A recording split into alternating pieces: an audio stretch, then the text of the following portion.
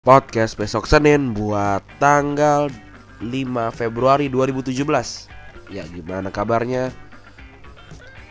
Lagi musim hujan nih, lagi pancaroba kayaknya. Gue actually tadi malam beneran gak bisa ngeluarin suara gue bener-bener hilang. Ya kepala pusing, leler, batuk ya kayak gitu-gitulah.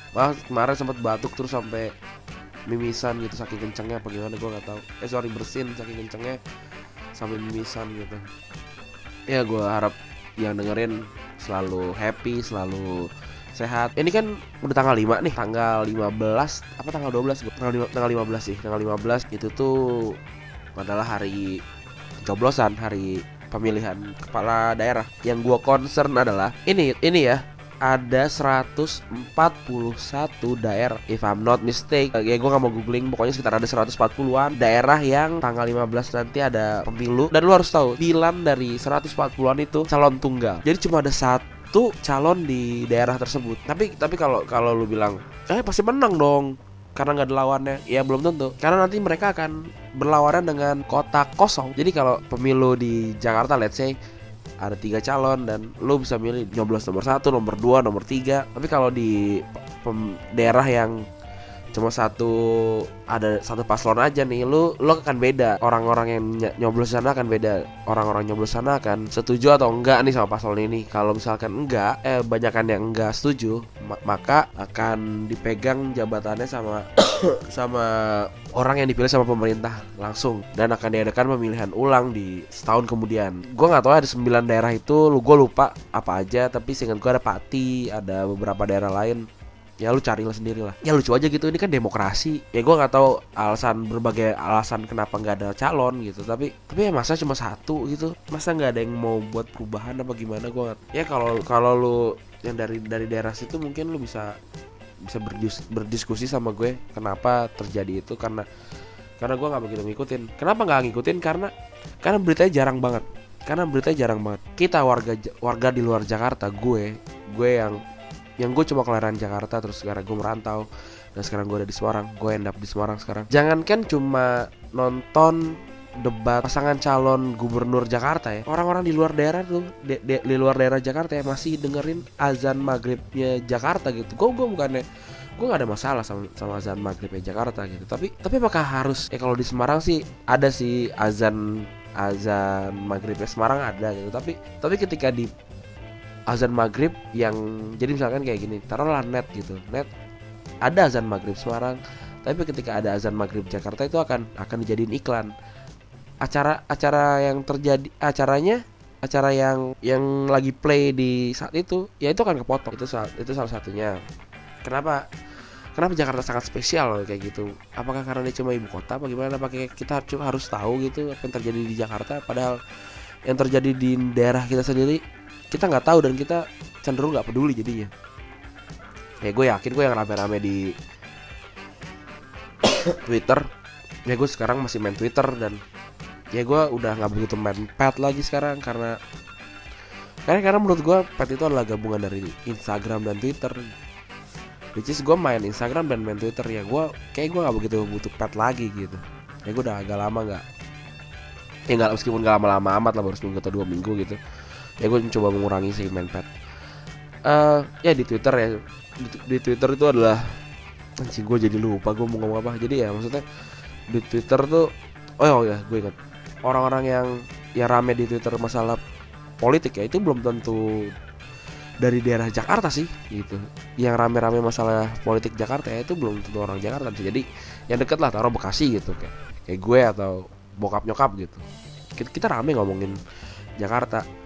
Tapi mungkin masih bisa gue toleransi karena mereka berdua lah orang Jakarta yang KTP-nya berubah jadi Bekasi karena mereka beli rumah di Bekasi. Ya banyak lah yang orang-orang yang buzzer yang bikin rame doang tuh kayaknya mereka bukan orang Jakarta. Dan gue masih nggak tahu ya kenapa kita harus mikirin daerah lain. Pasti ada sih alasannya, kayak Jakarta tuh ibu kota gitu, apa yang terjadi di Jakarta sangat berpengaruh pada daerah lain. Betul gue sangat setuju. Tapi kayak misalkan di daerah lu pasti ada masalah masing-masing kan. Apakah lu juga se-concern itu, pertanyaan gue. Apakah lu se-concern itu sama masalah di daerah lu, se-concern lu di Jakarta gitu. Kalau misalkan itu lebih rendah concern lu itu sama daerah lu sendiri, itu aneh sih menurut gua tuh aneh. Dan ya exposure ke Jakarta tuh terlalu besar. Dari 140-an yang akan ikutan pilkada, ya berapa sih yang udah kita lihat debat calonnya? Baru Jakarta, Banten kemarin. Terus nanti tanggal 6 ada debat Cagup Bekasi, Bupati ya, kalau Bupati Bekasi gitu. Ya jadi miris gitu karena kita terlalu mikirin daerah lain, sedangkan daerah kita kadang-kadang nggak kita tahu malah beritanya. Gue salah satunya lah. Tapi gue kan emang nggak bisa milih Kabupaten Bekasi ya. Tapi contohnya gini lah, gue Bekasi deket. Gue nggak tahu siapa lawannya, pasangannya, bahkan gue nggak tahu siapa ketua lagi calon bupatinya si Ahmad Dhani itu, kan dia wakilnya. Calonnya tuh gue nggak tahu siapa, lawannya tuh gue juga nggak tahu siapa. Kalau Semarang kan kayaknya nggak tahun ini. Tuh gue aja bahkan nggak tahu Semarang akan ada pemilu atau enggak gitu. Kayaknya sih enggak ya. Ya ini gue juga ngomong kayak gini ya buat ke diri gue sendiri sih, karena basically ini adalah podcast yang mengingatkan gue sama diri gue sendiri. Tapi ini gue kayak alasan doang. Enggak, emang bener-bener. Terus ya tau gak yang bikin masalah rame tentang pemilihan kayak gini tuh kenapa? Karena ya ada wakil, jadi kayak paket ketua, paket gubernur dan wakil gubernur gitu, paket bupati dan wakil bupati, paket wali kota dan wakil wali kota gitu. Kalau menurut gue nggak usah pakai wakil gitu, nggak usah. Kayak misalkan nih, taruhlah di Jakarta ya, biar semua orang relate gitu, biar semua orang tahu lah. Ada 3 pasangan nih. Yang pertama Bapak Agus Harimurti Yudhoyono sama Ibu Silvi. Terus yang pasangan kedua ada Bapak Basuki Cahayapurnama sama Bapak Jarot. Yang ketiga ada Bapak Anies sama Bapak Sandiaga Uno. Kalau misalkan 3 calon itu nggak bawa, ini deh, kita mulai kenapa, biar ada konteksnya ya. Coba kita runutkan nih. Taruhlah sekarang kejadian nih. Taruhlah nomor 2 menang gitu. Taruhlah nomor 2 menang di putaran pertama. Nomor 2 dan nomor 3 maju lagi, nomor 1 gagal gitu. Berarti kan pas pemilih kedua tuh itu tuh udah bias tuh. Udah aneh tuh ketika milih kedua kalinya. Itu si pasangan nomor 1 tuh pendukungnya tuh bakalan kemana, kita juga bingung gitu. Gue bakal bingung. Dan taruhlah oke gitu si para pendukungnya si nomor 1 pindah dengan cara menyebar.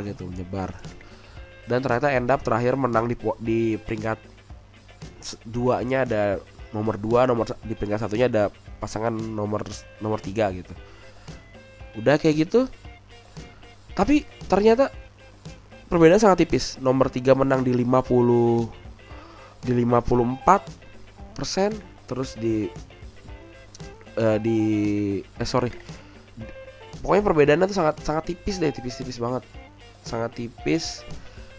Ya paling sekitar 100.000 orangan bedanya gitu, sangat tipis banget. Nah terus berarti kan kemungkinan ada kayak berapa ya,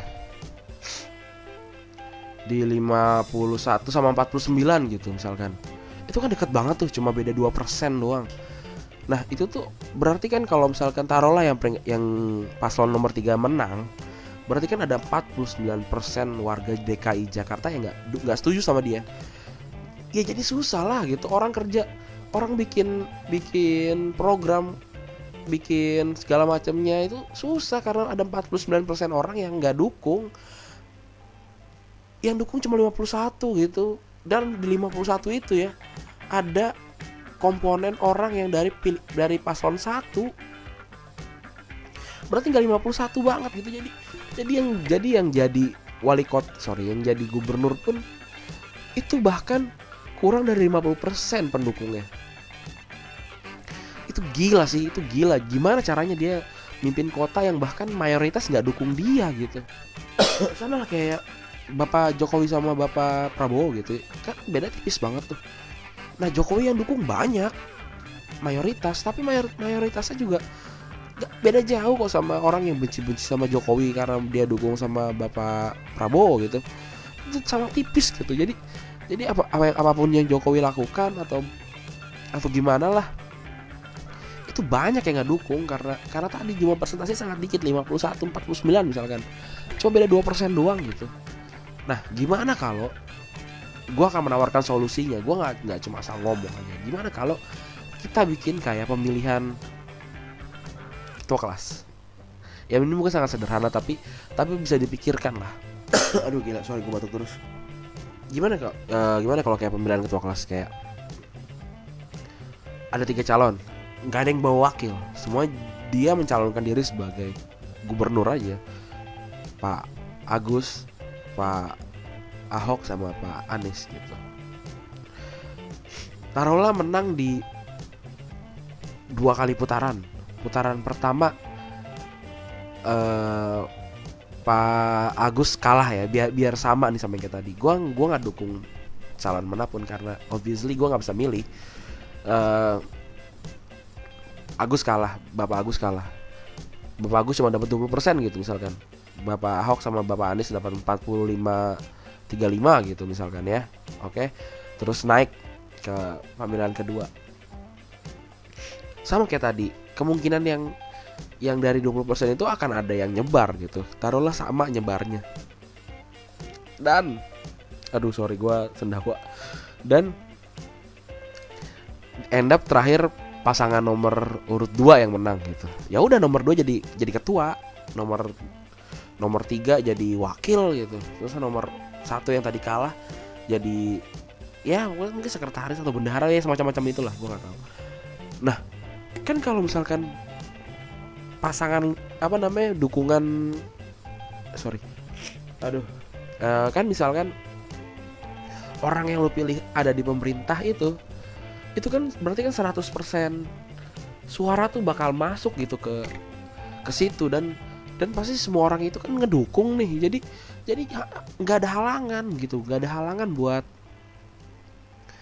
buat si pemimpin ini untuk menjalankan program-programnya dan misalkan gini, ya kan kayak gitu berarti itu nggak bisa kerjasama dong, itu kan berarti mantan musuh gitu. Tapi gini loh, kalau emang niatnya buat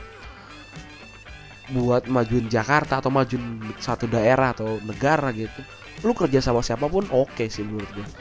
Kalau misalkan gue nggak bisa kerja sama dia karena dia beda visi beda misi, ya lu nggak segitu cintanya sih sama daerah itu, karena ya kan tujuan utamanya kan bangun daerah itu gitu ya. Kerja sama siapapun bisa lah, dan pasti ada ngomong juga kan ada partai kan bawa kepentingan. Nah itu dia salahnya.